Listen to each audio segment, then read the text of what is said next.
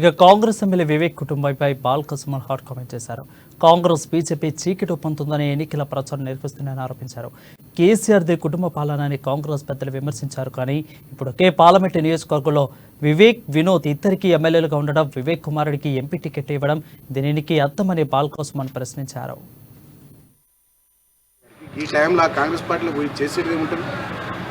ఇంత మంచిగా నిన్ను ఆదరించి హక్కునే చేర్చుకొని 2 టర్ములు ఎంతోమంది దీంట్లో మొదటి నుంచి పార్టీ పుట్టినట్టు నుంచి పనిచేసిన వాళ్ళకి మాకు మంత్రులకు అవకాశాలు రాలే, ఎంతోమందికి రాలే, సీనియర్లకు రాలే, మొదటి నుంచి ఆ కుటుంబంతో సన్నిహితంగా ఉన్న వాళ్ళకి రాలే.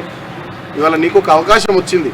2 టర్ములు దాదాపు 9.5-10 సంవత్సరాలు నీకు అవకాశం వస్తే ఇవాళ తల్లి పాలు తాగి రొమ్ము గుద్దేటట్టుగా, ఇవాళ తిన్నింటి వాసాలు లెక్క పెట్టేటట్టుగా ఇంద్రకరణ్ రెడ్డి గారు చేసినటువంటి చర్య చాలా దుర్మార్గం.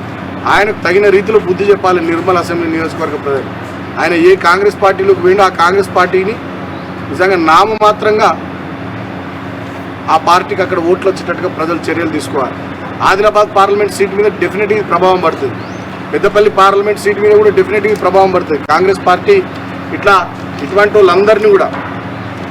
ఇటువంటి వాళ్ళందరినీ కూడా కాంగ్రెస్ పార్టీ చేర్చుకోవడం ద్వారా కాంగ్రెస్ పార్టీ వాళ్ళ మలినమైపోతుంది. నిజమైన కాంగ్రెస్ పార్టీ కార్యకర్తలు జెండాలు మోసిన వాళ్ళు, చెప్పులు అరిగేలా తిరిగిన వాళ్ళు, పార్టీ కోసం 10 ఏళ్ళు ప్రతిపక్షంలో ఉన్నప్పుడు కష్టపడ్డ వాళ్ళ హృదయాలు ఇవాళ నిజంగా బాధపడుతుంది. ఇంతకన్నా నీతి మాలిన, సిగ్గు తప్పిన